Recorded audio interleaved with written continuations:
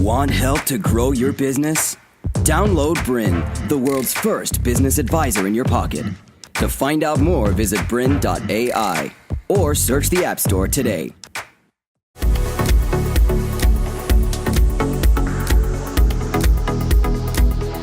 Hello and welcome to Empire Builders. On today's show, we're joined by a real estate investor turned property coach and find out some of the secrets to his success. So please welcome Daimien Patterson. Welcome to the show. Thank you, Chris. So tell us a bit about your background and how you got involved in property.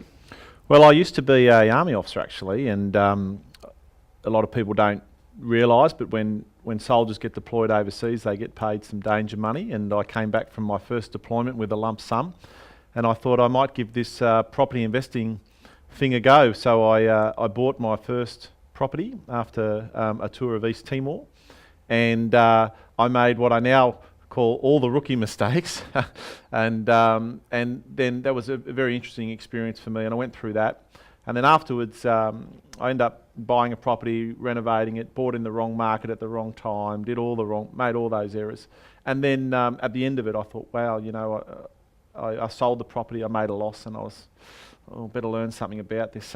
So then I got right into it, and I started a period of about 2 years where I attended every seminar, read every book, and really just fell in love with property investment. And it really suited my career choice as well, because I was in a job where I could be deployed overseas for an extended period of time with a lack of communication. So investing in shares and things like that really wasn't an option because I couldn't keep an eye on them.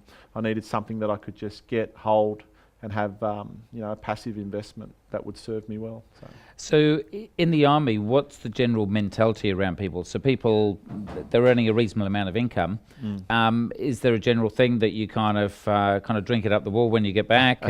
You go out having fun, or is it much more that you're disciplined and that goes through to the finances as well? Well, I think it's both. The army is full of young men, and a lot of those guys will do their first deployment. And I say men because it's mostly the guys who make the mistake, and they'll come back and they'll buy the V8, they'll buy the jet ski and the dirt bikes and the holidays and have nothing to show for it.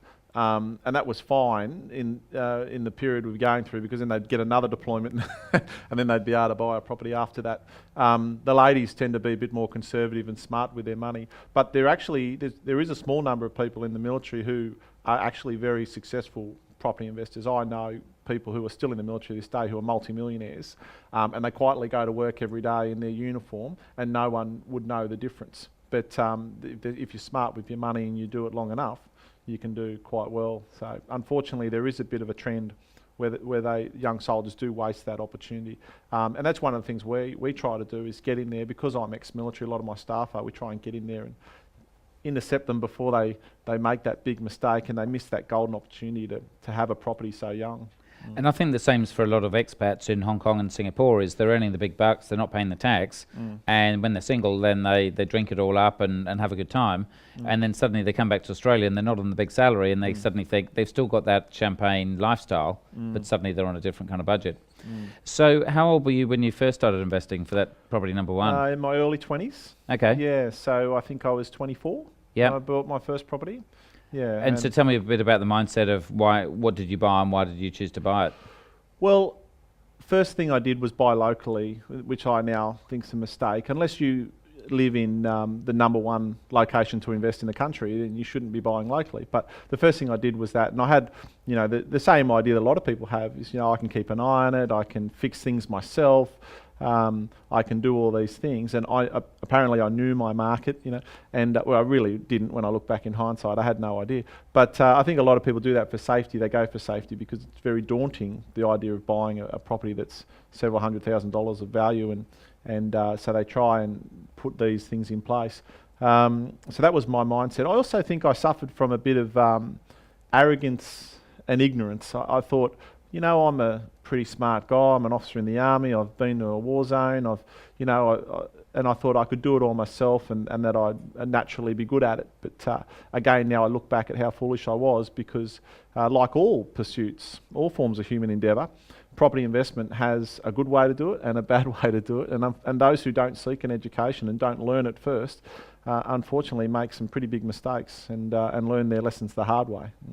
But so if you had your time again, obviously you don't want to make a mistake again, but was it a bit of a learning anyway, that it was good to get into just to make the mistake and do something rather than sit on your backside and do nothing? Well, look, certainly taking some action is better than no action at all, and lessons learnt from mistakes are still very valuable, probably more valuable because you've felt the pain of them. So yeah, I mean, get out there and have a go by all means, but I just encourage everybody to go and get some help before you talk to someone who's travelled the road before you, because there's so many things that they could tell you that are going to save you tens of thousands of dollars and make you hundreds of thousands of dollars. Now, you mentioned before about not being able to trade shares if you're overseas, and property is a lot easier to manage. Again, tell me a bit more about what made you choose property over alternatives.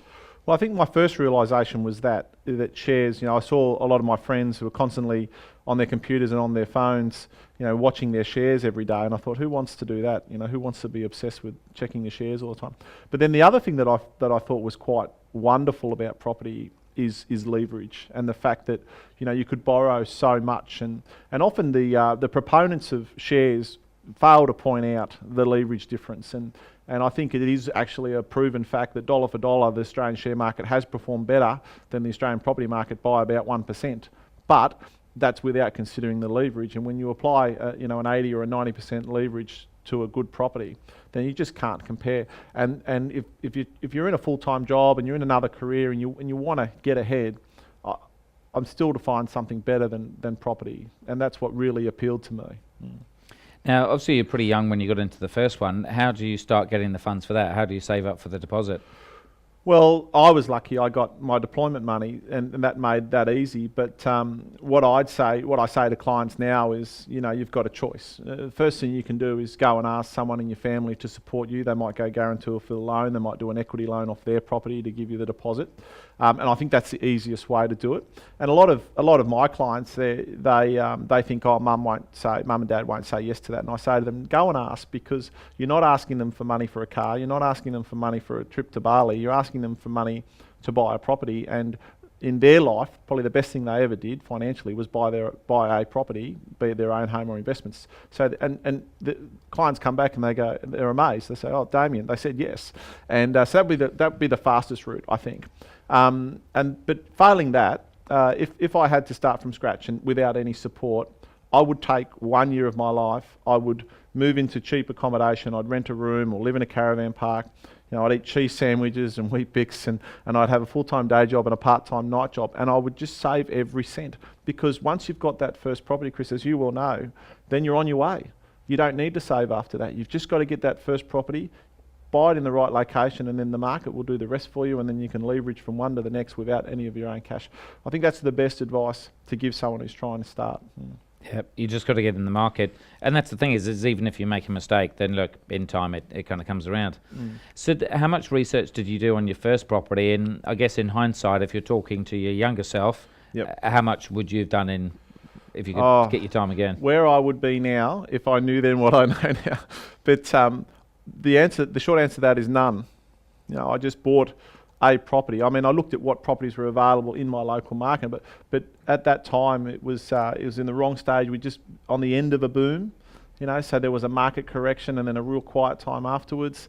It was the wrong sort of property. So I did no research at all. So the advice I'd give my younger self is, go and talk to some people, but then do some research into supply and demand factors that are logically going to push property prices up. Supply and demand is not a difficult concept to grasp. If you've got more buyers, then you've got product, the price will go up. If you've got more product than you've got buyers, the price will go down. If they're equal, it stays the same.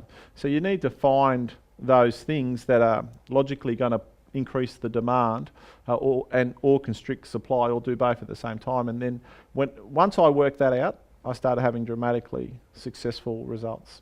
I was going to ask, because if the first property was a mistake, when did you realise that, I should do more of this? Well, that's right. So I went on that 2-year journey, and I was very lucky. In that 2 years, I got another deployment with the Army, and I went to Iraq in the very early stages of that. And I came back, and after Iraq, I think I've had about 110 grand in my bank account. And I thought, right, now I'm going to do this right. And I'd done my homework, and I was ready. And then I went and found the right market And a lot of people say, oh, the Australian property market's down. I say there's no such thing as the Australian property market. There's the Sydney market, there's the Newcastle market. One commuting distance defines a market. So I went to the right place. I bought 2 properties there, and within 1 year, both of those properties went up 130 grand each, and I'd made 260 grand a year, which was more than twice the salary that I was getting in the army. And I thought, geez, I'm onto something here. The easiest money I've ever made. And it just goes to show the research, and in that location, there was lots of infrastructure going on, lots of job creation, and once I worked that out, it was fine. But I think the problem that a lot of people, the advice they get about where to buy comes from people who got a home buyer's mindset as opposed to an investor's mindset, and they're 2 totally different things.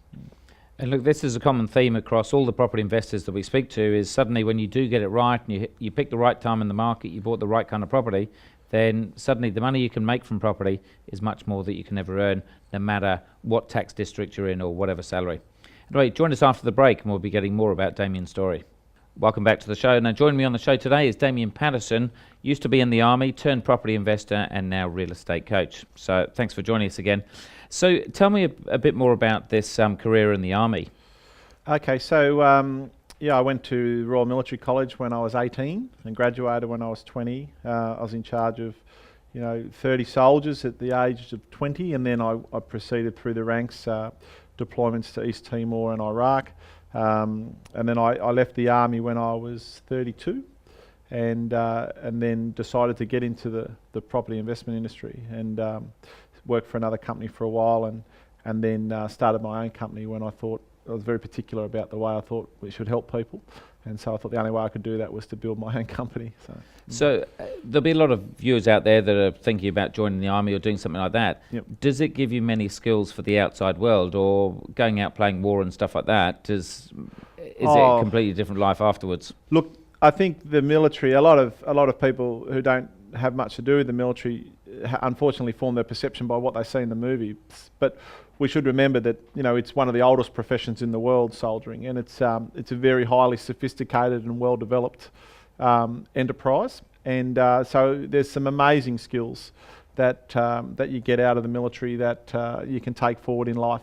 I think certainly from a personal qualities perspective, it's fantastic. In terms of your commitment, your integrity, your drive, your passion, your ability to lead others. That's very important. But I also think in a systems perspective, some of the skills that I've found relevant going into the property investment space, intelligence gathering. Is it a fact or is it a rumour? Can we confirm that piece of information from 2 sources rather than one? And then what does it mean? And then the analysis, and we start building a picture together and then coming up with an assessment, and then making an informed decision based on real information that's been run to ground. That's very useful from our research side of things. Risk management, actually sitting down and asking yourself, what could go wrong? And what can I do to prevent it? To continue enjoying this presentation, download BRiN, the world's first business advisor in your pocket. To find out more, visit BRiN.ai or search the App Store today.